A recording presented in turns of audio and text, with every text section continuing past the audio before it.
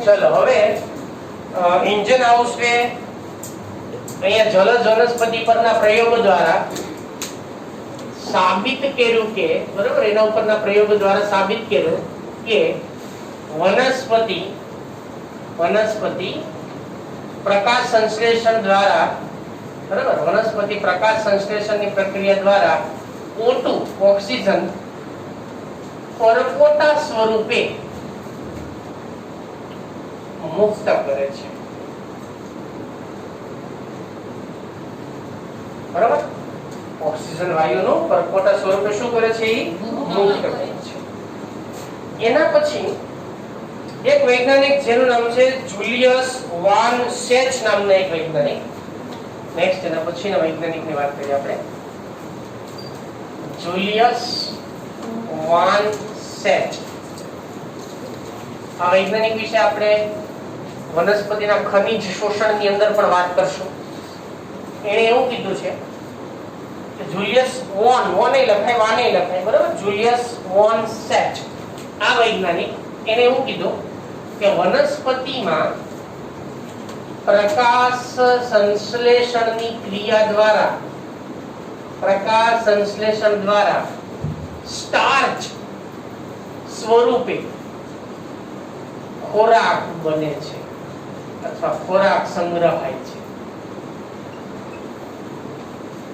કયા સ્વરૂપે ખોરાકનો સંગ્રહ થાય એમાં સ્ટાર્ચ સ્વરૂપે અને એના માટે ઘણા બધા આધુનિકવાદ જે છે પ્રકાશ સંશ્લેષણના આધુનિકવાદ આ બાબતના આધારે એના દ્વારા આપવામાં આવ્યા છે બરાબર જુલિયસ વાન સેચ નામના વૈજ્ઞાનિક એના દ્વારા આધુનિકવાદ પણ આપવામાં આવ્યો છે ચલો એક બીજા વૈજ્ઞાનિક જેનું નામ છે ટી.ડબલ્યુ. એન્જિલમેન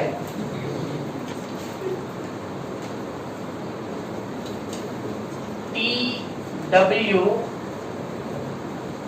એન્જિલમેન નામના એક વૈજ્ઞાનિક આ વૈજ્ઞાનિક દ્વારા પ્રિઝમનો ઉપયોગ કર્યો પ્રિઝમ વિશે જાણો છો તમે પ્રિઝમનો ઉપયોગ કર્યો પ્રિઝમ ઉપર લાઈટ પડે મોનોક્રોમેટિક લાઈટ એના ઉપર જ્યારે આપવામાં આવે એક જ સરખી તરંગ લંબાઈનો પ્રકાશ એના ઉપર આપવામાં આવે તો શું થાય 7 રંગો બને 7 બને ને બરાબર જેને આપણે વિગ્યોર અથવા તો જાનીવાલી કિનારા એવું કહીએ છીએ તો આ વર્ણપટ જે છે એ વર્ણપટનું નિર્માણ થયું બરાબર પ્રિઝમનો ઉપયોગ કરી અને એમાંથી વર્ણપટ જે છે એ વર્ણપટનું નિર્માણ થયું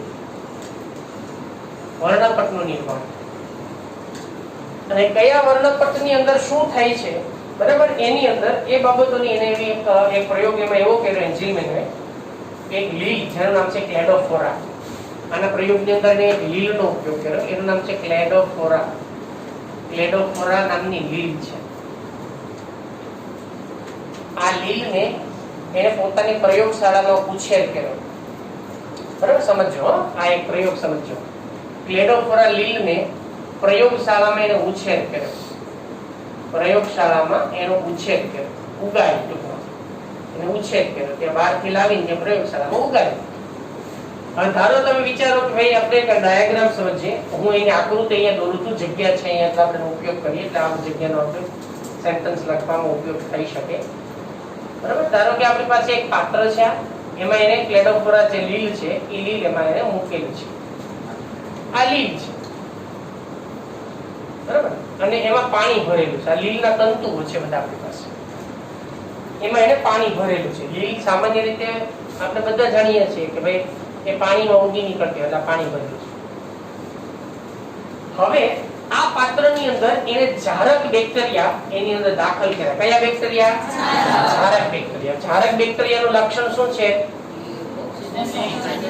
એને શ્વસન માટે કયો વાયુ જોશે ઓક્સિજન તો આ જે મેં અહીંયા અંદર રેડ કલર થી જે દર્શાવ્યું છે એ કયા બેક્ટેરિયા છે જારક બેક્ટેરિયા અંદર શું મૂક્યું આપણે અને ભેગું ભર્યું શું એમાં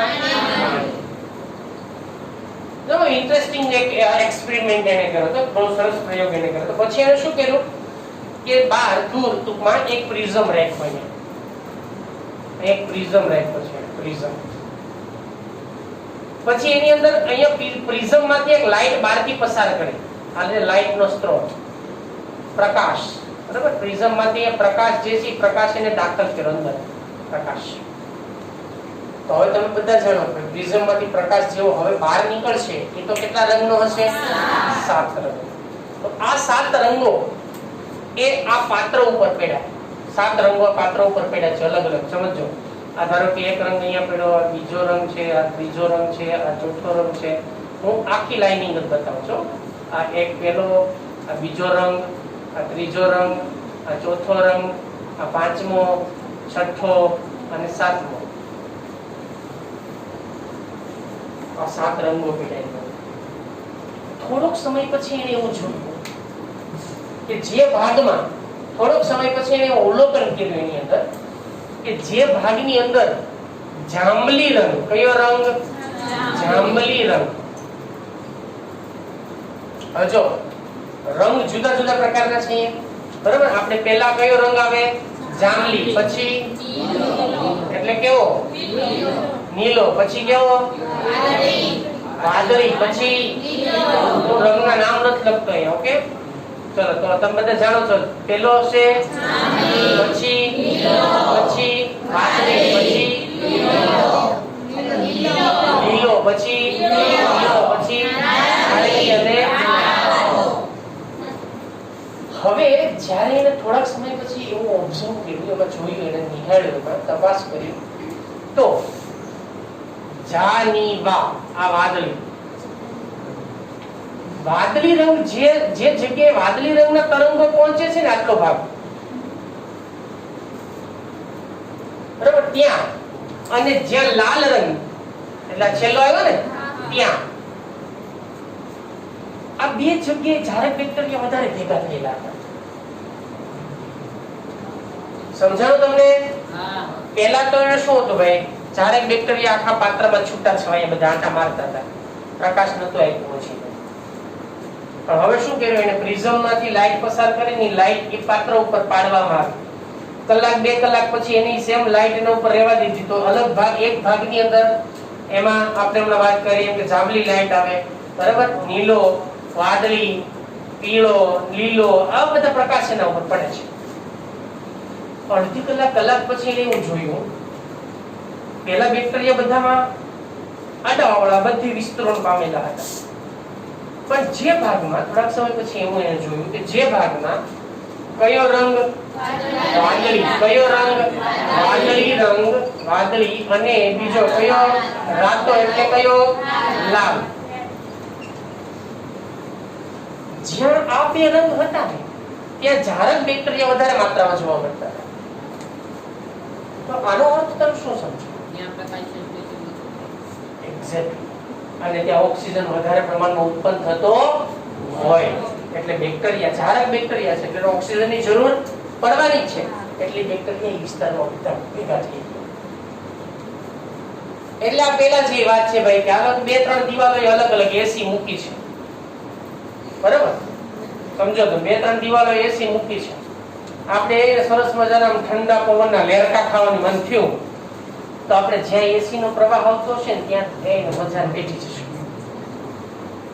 સમજાય વસ્તુ? તમને બધાને ધારો કે એ પ્રવાહ જે છે અથવા તો જે એનો ફ્લો આવે છે ઠંડો પવનનો, એ તમારે બધાને એમાં એક પવનની આવશ્યકતા છે, બધાની ઈચ્છા છે કે આપણે પવનમાં બેઠીએ. ધારો તો તમે શું કરશો ભાઈ? તો કે જે સૌથી પહેલા આવે એ બધા એ પવનની દિશામાં ગોઠવાઈ ગયા, થોડાક પાછળ ગોઠવાણ, એ આગળ ગોઠવાણ, વચ્ચે તો ખાલી.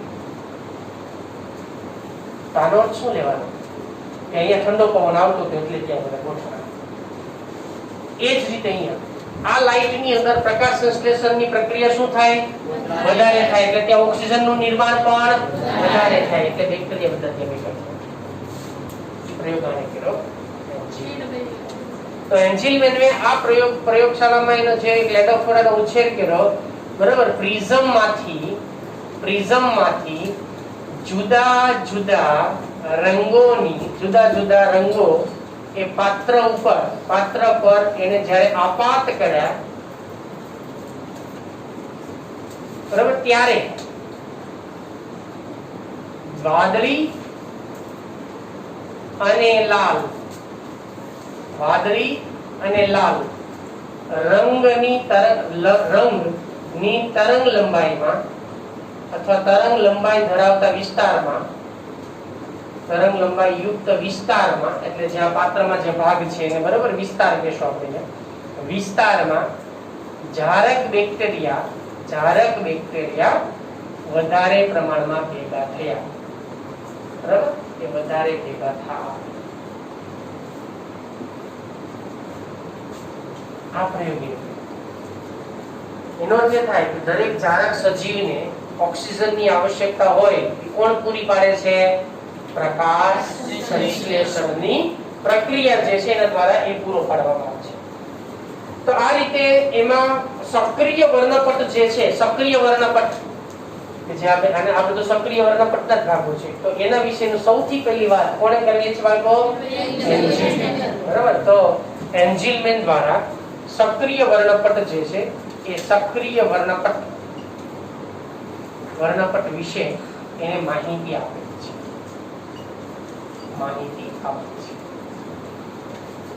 તો આવી રીતે એન્જિલમેનનું એમાં ખૂબ સરસ કામ જે છે પોતાનું એના દ્વારા કરવામાં આવેલું છે. એના પછી આપણે વાત કરશું એક વૈજ્ઞાનિક જેનું નામ છે સ્ટોલફિશર, બરાબર. એના પછીના વૈજ્ઞાનિક જેનું નામ છે સ્ટોલફિશર નામના વૈજ્ઞાનિક દ્વારા બાળકો ક્લોરોફિલ એ ની શોધ કરવામાં આવી. વનસ્પતિના પર્ણમાં સ્ટોલફિશર નામના વૈજ્ઞાનિક દ્વારા ક્લોરોફિલ એ ની શોધ કરી. અને બાળકો આના માટે એને નોબેલ પારિતોષિક આપવામાં આવ્યું છે. આનો નોબેલ પારિતોષિક શું છે? નોબેલ પારિતોષિક એટલે કે વિશ્વની અંદરનું અલગ અલગ પ્રકારના ફિલ્ડમાં, જેમ કે ભાષા હોય, સાહિત્ય હોય, પછી કોઈ સ્પોર્ટ્સ હોય, કોઈ શાંતિ માટેનો પુરસ્કાર હોય, સાયન્સની અંદર જે વિષયોમાં જે આખા વર્ષ દરમિયાન ઉત્કૃષ્ટ કામગીરી કરી હોય, સૌથી બેસ્ટ, એ વૈજ્ઞાનિકોની અને એ વ્યક્તિઓની વિશ્વ આખામાંથી પસંદગી કરવામાં આવે અને એને નોબેલ પારિતોષિક આપવામાં આવે છે. એટલે નોબેલ પારિતોષિક એટલે વિશ્વનું સૌથી કહેવાય ને ઉચ્ચ સન્માન એ વૈજ્ઞાનિકોને મળે કે જેને એ ફિલ્ડમાં ખૂબ સારું સંશોધન કરેલું હોય. તો એમાં સ્ટોલફિશર જે છે એને ક્લોરોફિલ એની શોધ કરી, એટલે એના માટે એને શું આપવામાં આવ્યું હતું? નોબેલ પારિતોષિક જે છે એ પણ એને આપવામાં આવ્યું છે. ચલો, એ પછી એક વૈજ્ઞાનિક જેનું નામ છે એફ બ્લેકમેન. મેં કીધું કે લાવ ગુજરાતી કરતા નહીં, બરાબર. એફ બ્લેકમેન એટલે આને કઈ આપણે કાળો માણસ ન કહેવાય, આનું નામ જ છે બ્લેકમેન. પછી ભલે કદાચ ભૂરિયો હોય અમેરિકન, પણ નામ શું છે એનું? બ્લેકમેન. આના દ્વારા પ્રકાશ પ્રક્રિયા અને અંધકાર પ્રક્રિયા એ બે બાબતોની જે સ્પષ્ટતા છે, પ્રકાશ પ્રક્રિયા અને અંધકાર પ્રક્રિયા, એના વચ્ચેનો શું સંબંધ છે એ સૌથી પહેલા બ્લેકમેન નામના વૈજ્ઞાનિક દ્વારા એનું વર્ગીકરણ કરવામાં આવ્યું છે. તો આના દ્વારા પ્રકાશ પ્રક્રિયા અને અંધકાર પ્રક્રિયા, પ્રકાશ અને અંધકાર પ્રક્રિયા, બરાબર, એના વિશે માહિતી જે છે એ માહિતી આપવામાં આવી. માહિતી આપી પ્રકાશ અને અંધકાર પ્રક્રિયાની માહિતી, બંને વચ્ચે શું સંબંધ છે એ સૌથી પહેલા બ્લેકમેન નામના જે વૈજ્ઞાનિક છે એના દ્વારા આપવામાં આવ્યું છે. એના પછી આપણે વાત કરશું ઇમર્સન અને આર્નોલ્ડ નામના બે વૈજ્ઞાનિક, બરાબર. ઇમર્સન અને આર્નોલ્ડ. તો એના પછી ઇમર્સન એન્ડ આર્નોલ્ડ આ જે બે વૈજ્ઞાનિક છે એના દ્વારા રંજક દ્રવ્ય તંત્રની શોધ કરવામાં આવી. એ શું છે એ તમને હું પછી સમજાવું છું. રંજક દ્રવ્ય તંત્ર એટલે શું એ પછી સમજાવું છું, બરાબર. એટલે આના દ્વારા રંજક દ્રવ્ય તંત્ર, જેને આપણે ફોટો પિગમેન્ટ સિસ્ટમ તરીકે ઓળખી શકાય, બરાબર. એટલે આની અંદર રંજક દ્રવ્ય તંત્ર PS1 અને બીજું છે PS2, એટલે ફોટો પિગમેન્ટ સિસ્ટમ 1 અને ફોટો પિગમેન્ટ સિસ્ટમ 2. આમ એનું ગુજરાતી લખ્યું છે, બરાબર. એની શોધ કરવામાં આવી. 2 એક 1 બીજું 2. ફોટોપિગમેન્ટ સિસ્ટમ 1 અને ફોટોપિગમેન્ટ સિસ્ટમ 2. તો આના દ્વારા વનસ્પતિ જે છે વનસ્પતિ પછી ઘણા બધા સંશોધનો એવા છે એના આધારે એવું સાબિત થયું કે ભાઈ વનસ્પતિ એ કાર્બન ડાયોક્સાઇડ અને પાણીનો ઉપયોગ કરે. સમજો, વનસ્પતિ કાર્બન ડાયોક્સાઇડ અને પાણીનો ઉપયોગ કરે, બરાબર, અને એની મદદ વડે પ્રકાશની હાજરી જે છે એ પ્રકાશની હાજરી અને ક્લોરોફિલની મદદ વડે પોતાની અંદર એક ઘટક બનાવે છે જેનું નામ છે CH2O અને કાર્બોદિત પદાર્થ કહેવાય. શું કહેવાય આને?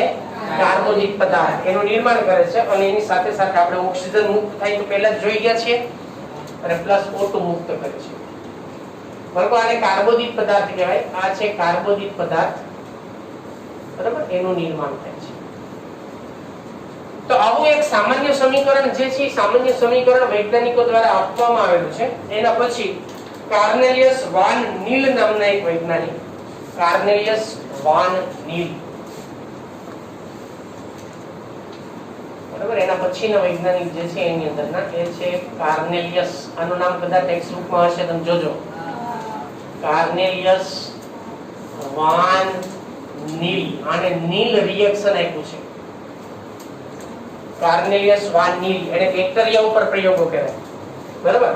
જાંબલી બેક્ટેરિયા જે છે એ જાંબલી બેક્ટેરિયા અને લીલા રંગના જે કોઈ પણ એમાં જે ઘણા બેક્ટેરિયા જે છે એને ગ્રીન બેક્ટેરિયા કહેવાય અને બીજા જેને સલ્ફર બેક્ટેરિયા કહેવાય, એટલે અમુક વાયોલેટ બેક્ટેરિયા હોય. આ બધા અલગ અલગ બેક્ટેરિયાઓ છે.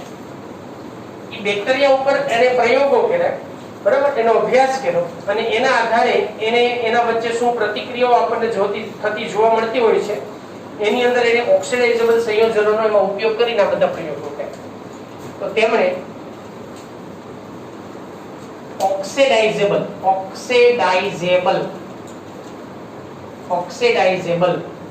સંયોજનોનો પ્રયોગ કરી સંયોજનોનો પ્રયોગ જાંબલી બેક્ટેરિયા, જાંબલી અને લીલા બેક્ટેરિયા, ગ્રીન બેક્ટેરિયા જેને કહેવાય, આમ તો ગ્રીન સલ્ફર નામ આપેલું એવું છે, બરાબર, લીલા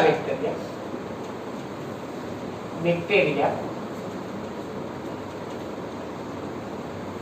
પર પ્રયોગો જે છે એ પ્રયોગો કરવામાં આવ્યા, બરાબર. એના ઉપર એને પ્રયોગો કર્યા અને ઓક્સિડાઇઝેબલ સંયોજનો જે છે એની અંદરથી એને જોયું કે એમાં કાર્બન ડાયોક્સાઇડ જે છે, બરાબર, એ કાર્બન ડાયોક્સાઇડની સ્થાપનની પ્રક્રિયા થાય, એટલે કે રિડક્શનની પ્રક્રિયા થાય અને તેમણે સાબિત કર્યું.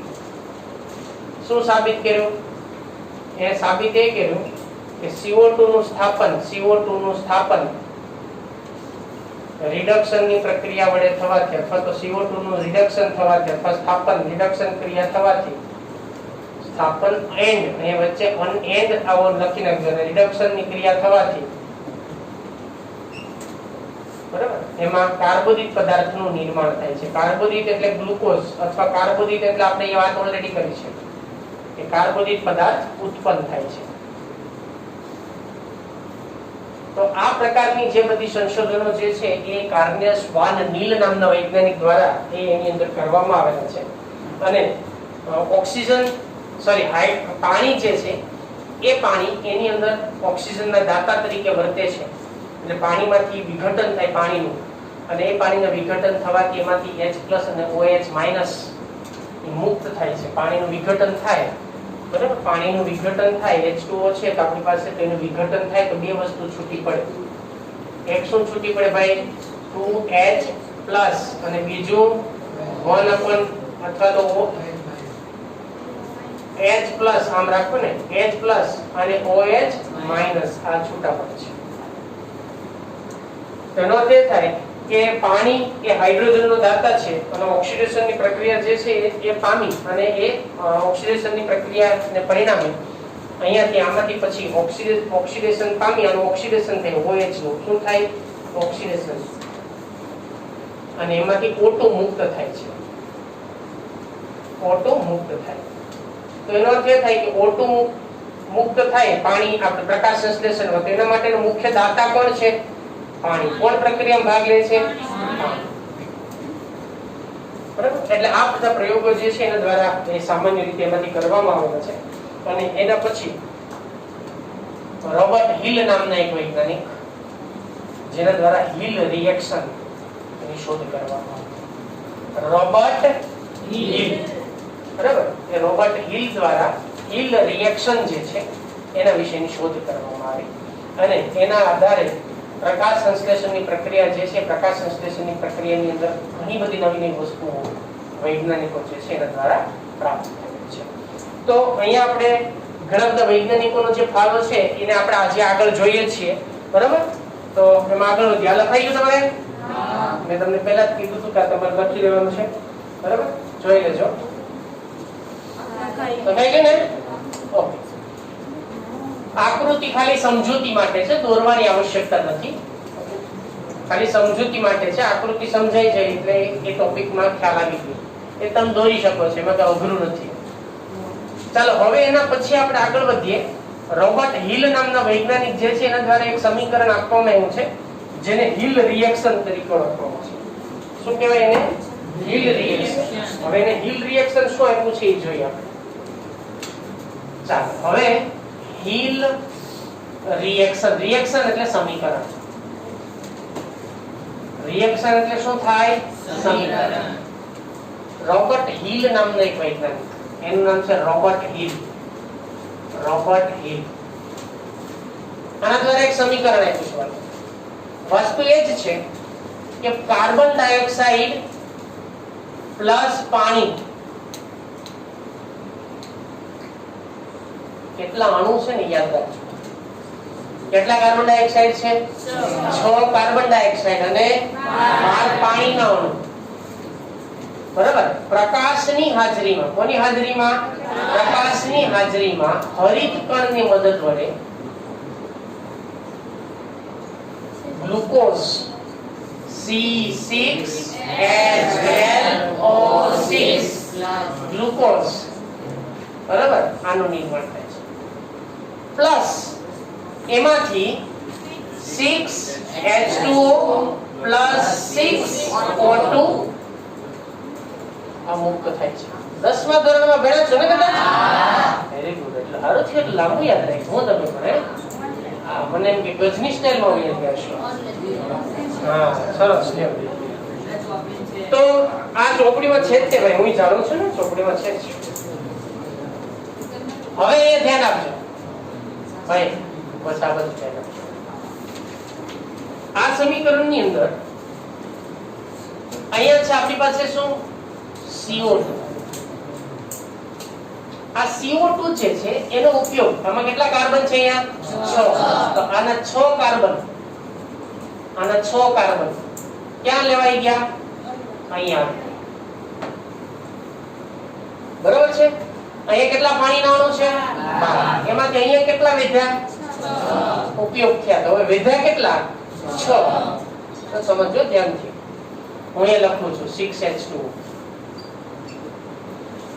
અહીંયા કેટલા ઓક્સિજન છે બાળકો? અહીંયાથી આવી ગયા? બાપુ તો આ જે ઓક્સિજન છે સમજો, અહીંયા આપણે 6 તો ઓલરેડી આવી ગયા છે. તો અહીંયા 6 પાણીના અણુ વધે તો એમાંથી આ 6 ઓક્સિજન 6O2 6 ઓક્સિજન ક્યાં વયા ગયા છે? અહીંયા. એ ક્યાંથી વયા ગયા? પાણીમાંથી. આ પાણીના અણુ તો અહીંયા આવ્યા જ છે, ઓક્સિજન પણ અહીંયા આવી ગયા છે ઓલરેડી. હવે આમાં કેટલા અહીંયા હવે શું વધશે તમે વિચારો. અહીંયા ઓક્સિજન 6 કે હવે વધ્યા શું? આમાં શું વધે? H કેટલા વધે? 6 જ વધે. 6 દુ 12 વધે ને ભાઈ. 6 દુ 12. હું હાઇડ્રોજન ની વાત કરું છું. જો સમજો આ પાણી છે, હજી તમને પાછું મારે થોડું વધારે ડિટેલ આપવું છે. કેટલા અહીંયા પાણીના અણુ છે? 6. આમાંથી હું 6O2 બાદ કરું છું. 6O2 સમજ્યા તમે? હા. તો આની અંદર હવે વધે કેટલા? 6H2. હા. તો એ ભેગા કરો થઈ ગયા 12. હા. તો મારે આમ લખવા હોય એની અંદર H12. તો આવી ગયા ને અહીંયા? હવે શું બાકી રહ્યું? O6. એના અહીંથી લઈ લો. થઈ ગયા? પાકું? તો આ જે ઓક્સિજન છે O6 ઈ ક્યાંથી આવે છે? કાર્બન ડાયોક્સાઇડ માંથી આવે છે. જ્યારે આ ઓક્સિજન ક્યાંથી આવે છે? પાણીના અણુમાંથી આવે છે. એટલે આપણે સાબિત કર્યું કે અહીંયા ઓક્સિડાઇઝેબલ સંયોજન જે છે પાણીનું પ્રકાશ પરિવર્તિત વિઘટન થવાના પરિણામે એમાંથી ઓક્સિજન મુક્ત થાય. આવું થોડું યાદ રાખજો, બરાબર? કે ઓબ્જેક્ટિવ પ્રશ્ન પૂછી શકે છે એમાંથી. તો આ પ્રકારના સમીકરણ જે છે એ સમીકરણને આપણે હીલ રિએક્શન, બરાબર, હીલ રિએક્શન તરીકે ઓળખવામાં આવે. ચાલો થઈ ગયું છે બધાને? ચાલો. હવે એના પછીનો એક વૈજ્ઞાનિક, બરાબર, આપણે વૈજ્ઞાનિકોની જ વાત કરીએ છીએ, હો, યાદ રાખજો. એના પછી એક વૈજ્ઞાનિક જેનું નામ છે મેલ્વિન કેલ્વિન. શું નામ છે એનું? આ બે મિત્રો હતા ખાસના, બધા ભેગા સંશોધન જેનું જે કાર્ય છે એની પોતાની લેબોરેટરીની અંદર કરતા. અને એ બે વૈજ્ઞાનિકો મેલ્વિન અને કેલ્વિન, એ બે વૈજ્ઞાનિકો જે છે એને ઘણા બધા પ્રયોગો કરેલા છે. અને એ પ્રયોગોના આધારે કેલ્વિન ચક્રની શોધ કરી, જેને આપણે C3 ચક્ર તરીકે ઓળખીએ છીએ, બરાબર? એ ચક્રનું નામ છે C3 ચક્ર. સમજીએ. ચલો નેક્સ્ટ, એના પછી આપણે આગળ વધીએ. Melvin and kelvin. Melvin kelvin નામના વૈજ્ઞાનિક દ્વારા C3 ચક્રની શોધ કરવામાં આવી, જેને કેલ્વિન ચક્ર પણ કહે છે.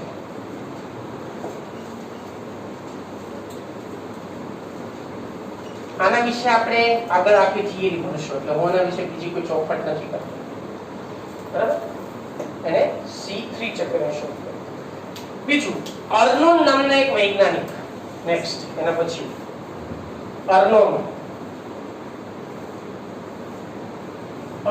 નામના વૈજ્ઞાનિક, એના દ્વારા ચક્રીય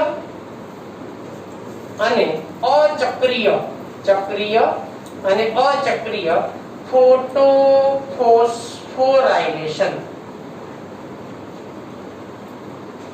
ચક્રીય અને અચક્રીય ફોટોફોસ્ફોરાઇલેશન ની શોધ કરી. આ શું છે એ હું તમને આગળની થિયરીમાં સમજાવીશ. અત્યારે એની સ્પષ્ટતા નથી કરતો, કેમ કે આના વિશે પણ આપણે આગળ ઘણું ભણશું. ચક્રીય અને અચક્રીય ફોટોફોસ્ફોરાઇલેશન, બરાબર? એના પછી પાર્ક એન્ડ ગિબન્સ નામના એક વૈજ્ઞાનિક, આને ઘણા ગિબન્સ અને અમુક જગ્યાએ એની અંદર બિગન્સ એવા પણ નામ ઉલ્લેખ કરેલો છે, બરાબર? તો અહીંયા આપણે એમાં બિગન્સ જ નામ રાખશું. બિગન્સ, પાર્ક અને બિગન્સ નામના વૈજ્ઞાનિક, એના દ્વારા હરિત કણમાં થાઇલેકોઇડ આવેલું હોય. થાઇલેકોઇડ એટલે જાણો છો ને? કોણ ના પાડે છે? સિક્કાની થપ્પી. હા, એમાંનો એક સિક્કો. સમજી ગયા ને? તો એ હરિતકણમાં થાઇલેકોઇડ આવેલું હોય છે. અને આ થાઇલેકોઇડમાં અને તેમાં મેં ઘટકનું નામ આપ્યું તો તમને ખ્યાલ હોય તો મોન્ટોઝોમ્સ. હા, નો તો અત્યારે આપો ભાઈ. મોન્ટોઝોમ્સ. શું નામ છે? મોન્ટોઝોમ્સ. કેમાં આવેલું છે આ? થાઇલેકોઇડમાં શું આવેલું છે? આ કોન્ટોઝોમ્સ, બરાબર? તેમાં કોન્ટોઝોમ્સ આવેલું છે. અને તે પ્રકાશગ્રાહી એકમ છે. શું છે? પ્રકાશગ્રાહી એકમ, એટલે પ્રકાશનું ગ્રહણ ઈ કરે છે ભાઈ, કોન્ટોઝોમ્સ, બરાબર? એના દ્વારા એની શોધ કરવાની છે. લાસ્ટ વન, છેલ્લો વૈજ્ઞાનિક, જેનું નામ છે હેચ એન્ડ સ્લેક, જેના દ્વારા C4 ચક્ર વિશેની શોધ કરી.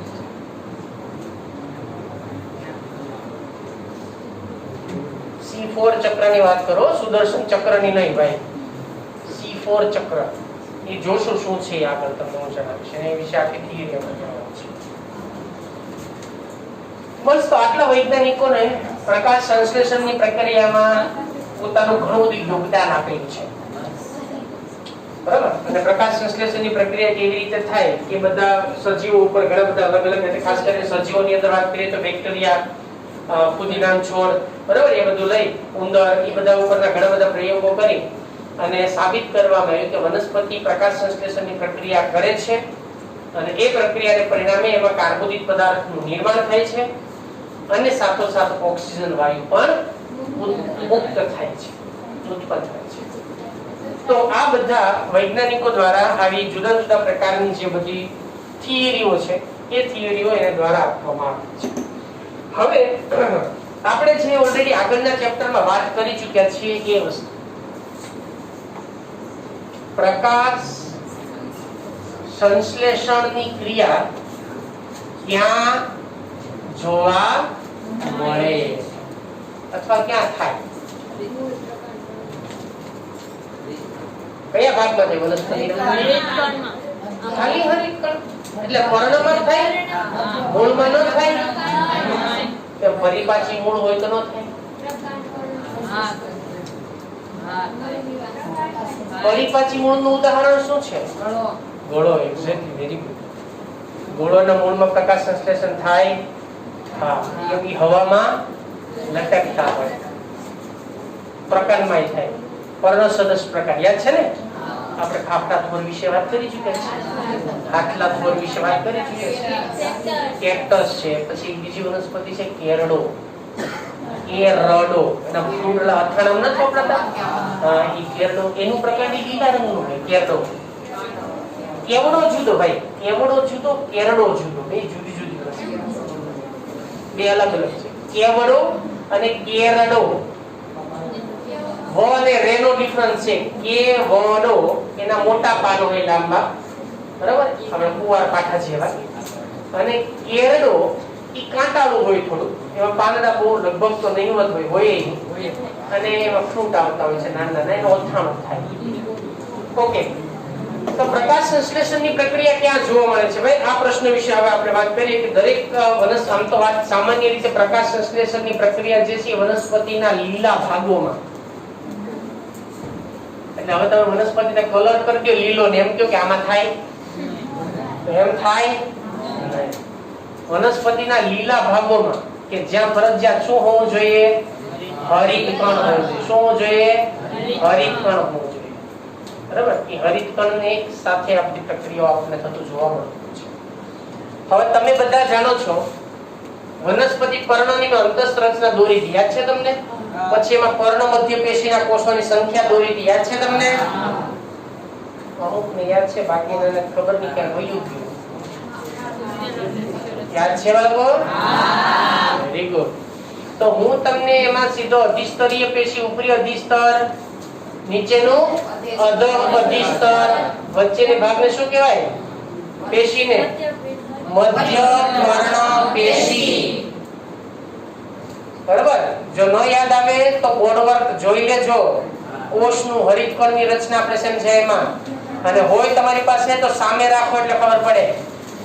હરિતકણની જે વનસ્પતિના લીલા ભાગો છે, ખાસ કરીને પર્ણો, એ પર્ણની અંદર આવેલી મધ્ય પર્ણ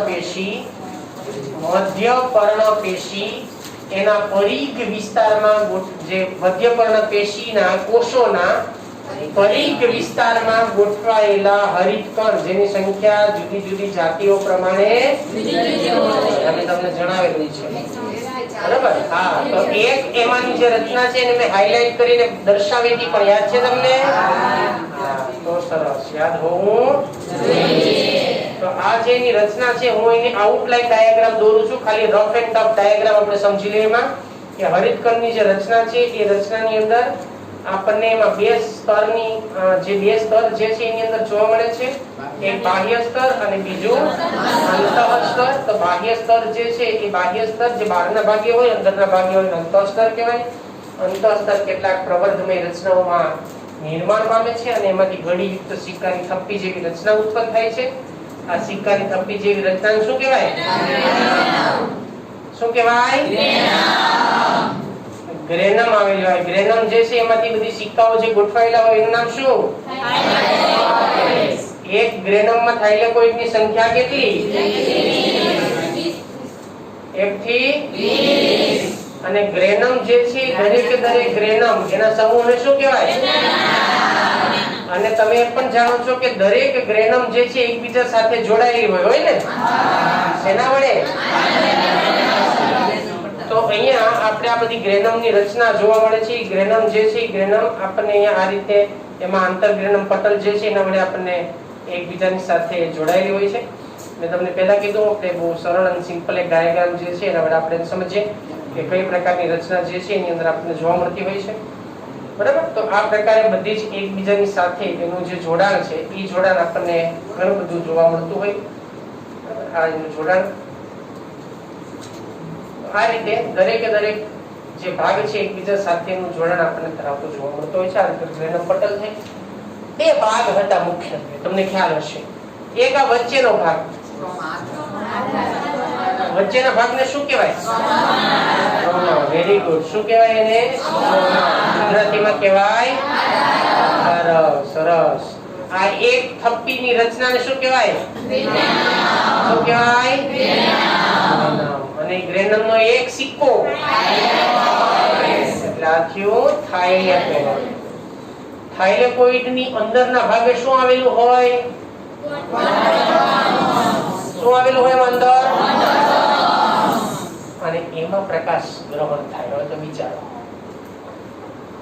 કેવી જટિલ પ્રક્રિયા છે ને ભાઈ. કુદરતી નિર્માણ જુઓ તમે આખું કે પર્ણ મધ્ય પેશીના કોષો, કોષોમાં હરિતકણ, હરિતકણમાં ગ્રેનમમાં થાઇલેકોઇડ, એમાં પ્રકાશ ગ્રહણ થાય. તો પ્રકાશ કેટલો અંદર જાય ને, એટલે એને પૂરતો પ્રકાશ મળી રહેવો જોઈએ. એને ઘણા બધા સ્તરમાંથી પસાર થઈને અંદર જવાનું છે. ઓકે, તો અહીંયા આપણે થાઇલેકોઇડની વાત કરીને બીજો આ બધા જ ગ્રેનમના સમૂહને શું કહેવાય? ગ્રાના. શું કહેવાય ને? ગ્રેના કે ગ્રાના તરીકે ઓળખવામાં આવે છે. Very good. ચાલો આ પ્રશ્નનો આપણને એક જવાબ મેળવ્યો. આપણે જે પીછો કર્યો શું પ્રકાશ સંશ્લેષણ ક્યાં થાય? હવે બરાબર બે ભાગ છે. પહેલા જ મેં હમણાં તમને જે કીધું, એક છે સ્ટ્રોમા અને બીજું છે સ્ટ્રોમા. સ્ટ્રોમા એટલે શું? અને બીજું છે ગ્રાના. શું? હવે આની અંદર છે ને કાર્યને અનુલક્ષીને જે કાર્યની જે વહેંચણી છે ને એ સ્પષ્ટ રીતે થયેલી છે. બે ભાગ યાદ રાખજો, બે ભાગ છે. એક જેને મેં તમને કીધું ગ્રાના અથવા એને ગ્રેના પણ કહેવાય. આ ગ્રેના છે એનું બનેલું છે ગ્રેનમનો સમૂહ છે. શું છે? ગ્રેનમનો સમૂહ. યાદ રાખજો, આ ગ્રેનમની અંદર ગ્રેનમ શેનો સમૂહ છે? આ થાઇલેકોઇડની અંદર જે પ્રક્રિયા થાય, બરાબર, થાઇલેકોઇડમાં જે પ્રક્રિયા થાય એ પ્રક્રિયાને કઈ કહેવાય? પ્રકાશ પ્રક્રિયા. કઈ પ્રક્રિયા કહેવાય? પ્રકાશ પ્રક્રિયા. ક્યાં થાય?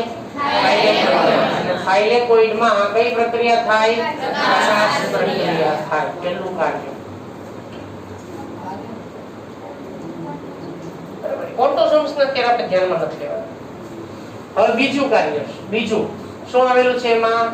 આધારક. શું છે ભાઈ? આધારક, જેને બીજું અંગ્રેજીમાં શું કહેવાય આપણે? સ્ટ્રોમા. હવે તો વિચારો કે આમાં પ્રકાશ પ્રક્રિયા થાય તો સ્ટ્રોમાની અંદર અંધકાર પ્રક્રિયા થાય. કઈ પ્રક્રિયા થાય આમાં? અંધકાર પ્રક્રિયા થાય. પ્રકાશ પ્રક્રિયા એ ગ્રેનામાં થાય કે ગ્રેનામાં ગ્રેનમ છે, ગ્રેનમમાં થાઇલેકોઇડ છે, મતલબ થાઇલેકોઇડ ગ્રેનમ ગ્રેના એ કઈ પ્રક્રિયા કરે? જ્યારે આધારક સ્ટ્રોમા કઈ પ્રક્રિયા કરે? તો મતલબ કે અહીંયા બે પ્રકારની પ્રક્રિયાનું પ્રક્રિયા સ્થાન ફિક્સ થઈ ગયું છે ભાઈ. એક છે અંધકાર પ્રક્રિયા. અંધકાર પ્રક્રિયા જે ઉત્સેચકીય પ્રક્રિયા છે, આ પ્રક્રિયા જે છે એ દરમિયાન કાર્બોદિતનું નિર્માણ થાય. આ પ્રક્રિયા દરમિયાન કાર્બોદિતનું નિર્માણ થાય. તો તમને પ્રશ્ન એ થાય કે તો પ્રકાશ સંશ્લેષણની પ્રક્રિયા દરમિયાન શું થાય? પ્રકાશ સંશ્લેષણની જે પ્રકાશ પ્રક્રિયા થાય એ પ્રકાશ પ્રક્રિયા દરમિયાન એક તો O2 મુક્ત થાય, બીજું એમાં ATP મુક્ત થાય અને ત્રીજું NADP મુક્ત થાય અથવા NADPH2 ઉત્પન્ન થાય. તો હવે અહીંયા આ બાબત થાય ATP, O2, ATP અને NADH2 ઉત્પન્ન થાય. કઈ પ્રક્રિયામાં? પ્રકાશ પ્રક્રિયામાં. જ્યારે અંધકાર પ્રક્રિયામાં શું ઉત્પન્ન થાય? કાર્બોદિત પદાર્થ. કાર્બોદિત પદાર્થ એટલે જેને આપણે શું કહીએ છીએ? કાર્બોદિત પદાર્થ એટલે કોણ? શર્કરા.